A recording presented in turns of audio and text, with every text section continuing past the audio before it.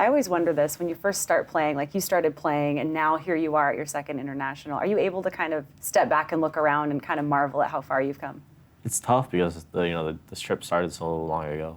Like I started playing games like Dota like almost 10 years ago. I want to ask you about the last year's international. That was your first time on the big stage. Yeah. Took third. Yep. You really kind of came out and blamed yourself, at least a little bit. You kind of came out and said a few things that were pretty self-deprecating. Why do that? I think that's part of my role as captain, is to like accept blame, and I don't mind like sheltering it all from my teammates. And last year, I do think that a lot of the blame does rest on me because I am the captain. In the end, I'm the one responsible for like most of the decisions that happen. What can you tell me about your teammates? Which ones? Any of them. Let's start with Fear. I mean, Sure. He's coming off of a pretty serious injury and he's back. Yeah. What's it like to be captaining a guy who is all the way back at the earlier international? Fear's kind of like the co-captain of the team, I guess. I trust in his decision-making to support mine. So a lot of times I'm always checking with him to make sure things are going well. He's also our carry player, so a lot of the game rests on his ability to help us win. Mm-hmm. So I'm always checking with him to make sure if we're ready to go, if we can take this fight, and he always makes pretty cool, calm, collected decisions for the most part. Does it do anything for the confidence of the whole team having him back and a part of it? I think everyone on our team has like the utmost faith in him to be a strong player that we know he can be.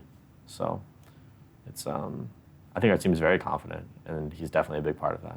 Having been studying up a little bit on the landscape in the last couple of months, I was really surprised to see how many changes were made between teams and among teams. That obviously happened for you. Yeah. How soon after the most recent international did that happen, and what are things like now between you and Arteezy and Zai, for example? So we had a pretty stable roster after TI. We replaced Mason with Fear, who just came back from his injury, and we played for 4 or 5 months and had some very good results. We did very well. We ended up losing. We did very poorly in the Summit 2, which was an event that I think was in either December or January. And then that's when we kind of went through some turmoil and lost Zai and Arteezy. And we had to replace them with Ali and Sumail. And for our relationship now, it's pretty friendly. Honestly, now, at the beginning, there was a lot of tenacity and obviously a little bit of kind of disappointment from me and like anger as well. But I'm, for the most part, over it. But I'd be lying if I said I didn't want to beat them, probably more than everyone else.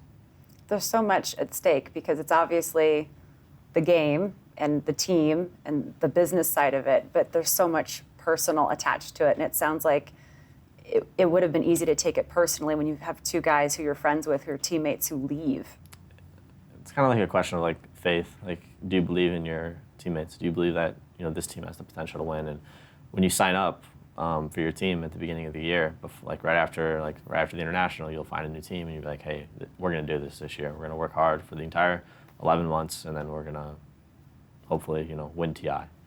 And when you get halfway through the year and people just give up, it's at the first sign of struggle. It's very disappointing, but both those guys are really young, so I understand. When you're talking about winning it all and you're very competitive, what would winning the international this year mean to you and your team? It would just be like the pinnacle of success for us, like winning this tournament that we've all watched happen 4 years in a row. Like, this is 5th year. I think we're finally ready. I think we have all the tools to be successful, and we just got to go out there and perform. I just don't want there to be any questions. I don't want anyone to be like, oh, maybe these guys are the best. Oh, maybe these guys are the best. I want to be like Evil Genuises, PPD, the best. No question. No questions. I want to silence all the doubt. A lot of teams that don't have the same preparation and strength, I think there's going to be some really nasty games. What do you want to say to fans of Evil Genius? Fans of Evil Genius, it's fun. International is in North America, so there's always tons of EG fans here. Or at least there was last year. I think there'll be a good amount this year as well. I just want to say thanks for supporting us and being fans, even when we went through some darker times in the middle of the year. But I think we're very confident and hope to do them proud this year. Well, good luck. Thank you. Thank you so much for talking to us.